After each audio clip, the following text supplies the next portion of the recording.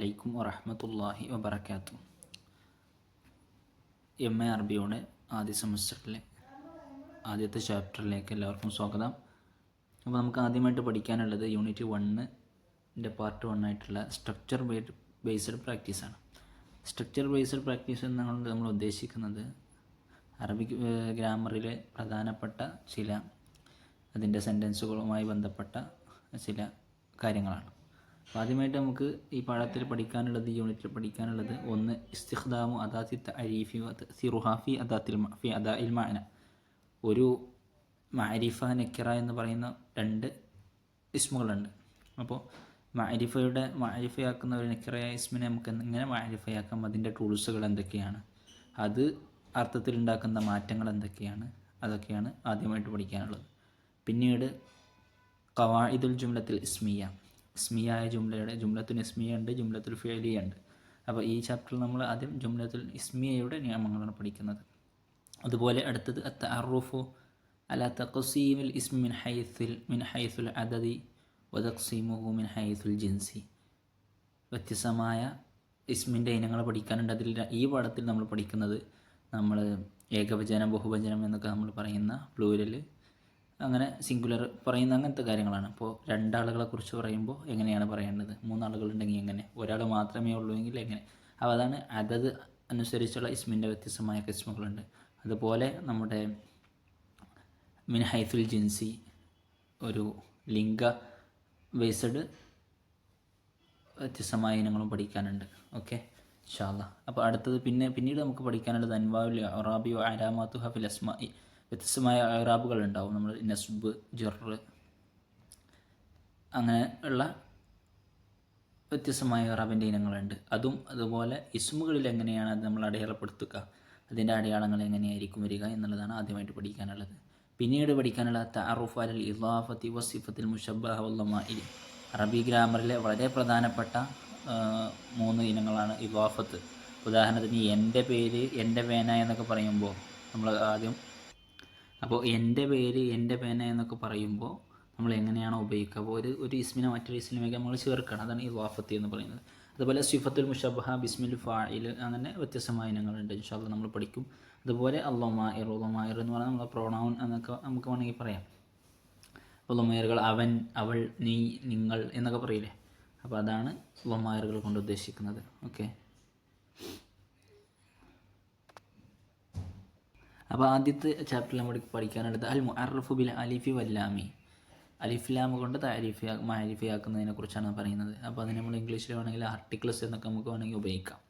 അപ്പോൾ ആദ്യമായിട്ട് നമുക്ക് അതിൻ്റെ എക്സാമ്പിൾസ് നോക്കാം, എന്നിട്ട് അതിൻ്റെ വിശദീകരണത്തിലേക്ക് കടക്കാം.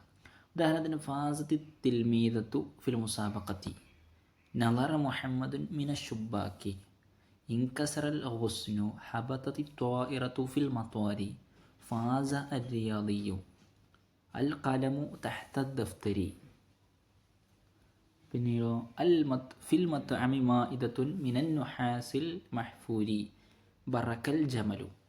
അപ്പോൾ നോക്കൂ, അലിഫ്ലാം കൊണ്ട് താരിഫയാക്കുന്നതിനെ കുറിച്ച്, മാരിഫയാക്കുന്നതിനെ കുറിച്ചാണ് നമുക്ക് ആദ്യം പറയാനുള്ളത്. അപ്പോൾ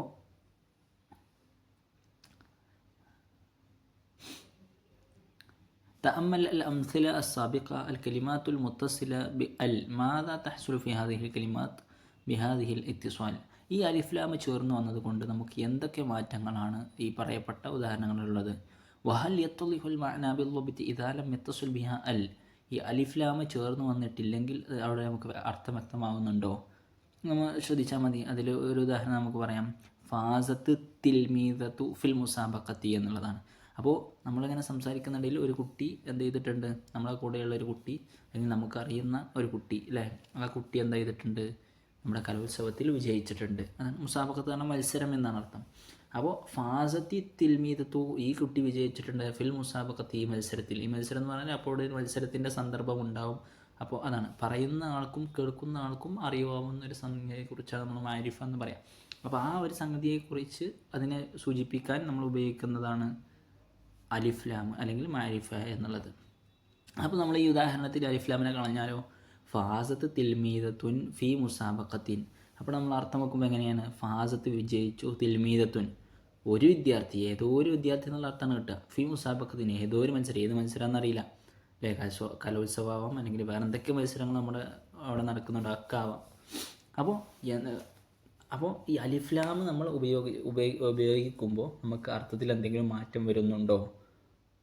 ഉണ്ട് എന്നാണ് ഉത്തരം. കാരണം ആദ്യം നമ്മൾ അലിഫ്ലാം ഇല്ലാതെ പറയുമ്പോൾ നമ്മുടെ പറയുന്ന ആൾക്കും കേൾക്കുന്ന ആൾക്കും അറിയാത്തൊരു സംഗതിയാണ്.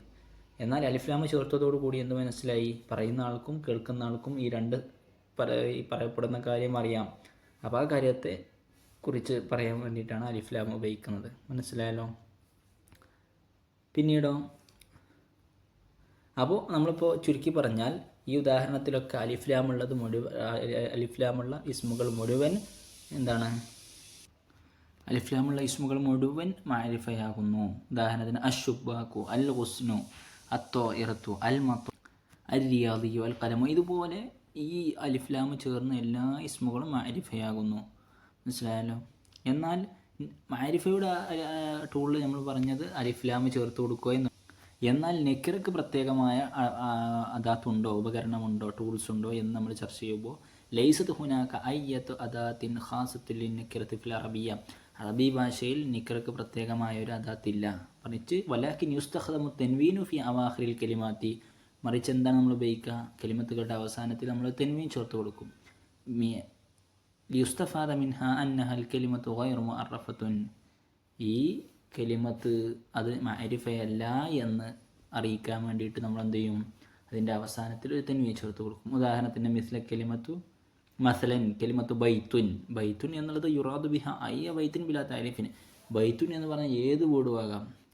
കലിമത്തു ബാബുൻ യുറാദു ബിഹ അയ്യ ബാബിൻ മൗജൂദു ഫി അയ്യ മക്കാൻ, എവിടെയോ ഉള്ള ഏത് ബാബിനെ കുറിച്ച് നമുക്ക് ബാബുൻ എന്ന് പറയാം, അല്ലേ? ബാബുൻ നമ്മൾ മദ്രസയിലൊക്കെ പഠിക്കുന്ന സമയത്ത് അല്ലെങ്കിൽ സ്കൂളിലൊക്കെ പഠിക്കുന്ന സമയത്ത് ബാബുൻ അല്ലെങ്കിൽ അദബുൻ അല്ലെങ്കിൽ ഇബറുൻ എന്നൊക്കെ നമ്മൾ പഠിച്ചിട്ടുണ്ടാവില്ലേ? അപ്പോൾ നമ്മളെന്ത് ചെയ്യുക? എല്ലാ സൂചിക്കും ബാബുൻ ഇബർ എന്ന് പറയും. ഇപ്പോൾ അലിഫ്ലാം ഇട്ട് പറയുമ്പോൾ അൽ ഇബർ എന്ന് പറയുമ്പോൾ സ്വാഭാവികമായിട്ട് നമ്മളെ കയ്യിലുള്ള അല്ലെങ്കിൽ നമ്മുടെ മുന്നിലുള്ള ഇബറിനാണ് പറയാം. ഓക്കെ, മനസ്സിലാകുന്നുണ്ടല്ലോ? ഇനി അടുത്തത് തവാഫുഖു സിഫത്തി അൽ മൗസൂഫ അല്ലെങ്കിൽ തുവാഫിഖു സിഫത്തു അൽ മൗസൂഫ. ഇവിടെയുള്ള വിശേഷണങ്ങൾ അത് വിശേഷണം ചെയ്യപ്പെടുന്നതിനോട് യോജിക്കും. ഉദാഹരണത്തിന് ഇത് നല്ല ഭംഗിയുള്ള കുട്ടിയാണ് എന്നുള്ളത് നമ്മളെങ്ങനെ പറയാം? ഹാദാ വലതുൻ ജമീലുൻ, അല്ലേ? അപ്പോൾ ഈ വലതുൻ എന്നുള്ളതാണ് മൗസൂഫ് എന്ന് പറഞ്ഞാൽ ഈ പറയപ്പെടുന്ന വിശേഷണം ആർക്കാണോ നമ്മൾ കൊടുക്കുന്നത് അയാൾ. അപ്പോൾ വലത്. ഇപ്പോൾ സിഫത്ത് എന്ന് പറഞ്ഞാൽ വിശേഷണം ഏതാണ്? ജമീൽ എന്നുള്ള ഭംഗിയുള്ളതാണ്. അപ്പോൾ വലതിന് എന്താണോ ഇറാബ് ഉള്ളത് ആ ഇറാബ് തന്നെ എന്തിനു കൊടുക്കണം? സിഫത്തിന് കൊടുക്കണം. അപ്പോൾ ഉദാഹരണത്തിന് ഹാദാ വലതുൻ ജമീൽ എന്ന് പറയുമ്പോൾ മുബ്തദയും ഖബറുമായിട്ടാണ് നമ്മൾ പറയാം. അപ്പോൾ മുബ്തദയും ഖബറും എന്താണ്? റഫ് ആണ്. അപ്പോൾ ഹാദ എന്നുള്ള മുബ്തദാണ്, വലതുൻ എന്നുള്ളത് അതിൻ്റെ ഖബറാണ്. ആ ഖബറിൻ്റെ സിഫത്താണ് ജമീലുൻ. അപ്പോൾ വലതുൻ എന്നുള്ള ഇസ്മിന് റഫ് ആയതുകൊണ്ട് നമ്മൾ എന്ത് ചെയ്യുന്നു? അവിടെ അതിൻ്റെ സിഫത്തിനും നമ്മൾ റഫ് കൊടുക്കുന്നു. ഇനി അതല്ല, ഞാൻ ഭംഗിയുള്ളൊരു കുട്ടിയെ കണ്ടു എന്നാണ് പറയുന്നതെങ്കിൽ റഅയ്തുൽ വലദൽ ജമീല എന്നായിരിക്കും പറയാം. റഅയ്തുൽ വലദൽ ജമീല, ഞാൻ ഭംഗിയുള്ള ഒരു കുട്ടിയെ കണ്ടു. അപ്പോൾ വലത് എന്നുള്ള മഫൂലാണ്, അതിന് നസ്ബാണ്. അതുകൊണ്ട് അതിൻ്റെ സിഫത്തായിട്ടുള്ള ജമീൽ എന്നുള്ളതിനും നമ്മൾ എന്ത് ചെയ്തു? നസ്ബ് കൊടുത്തു. മനസ്സിലാവുന്നുണ്ടല്ലോ? ഇപ്പോൾ ചുരുക്കി പറഞ്ഞാൽ അലിഫ്ലാം ഇട്ട് പറഞ്ഞ എല്ലാ ഇസ്മുകളും മാരിഫയായിരിക്കും.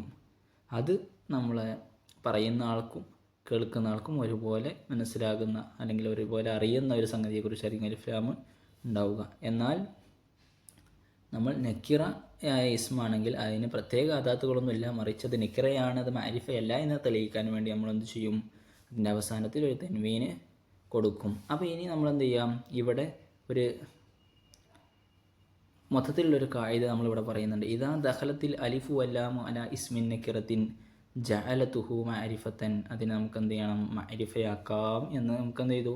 ഈ പാഠത്തിൽ നിന്ന് നമുക്ക് മനസ്സിലായി.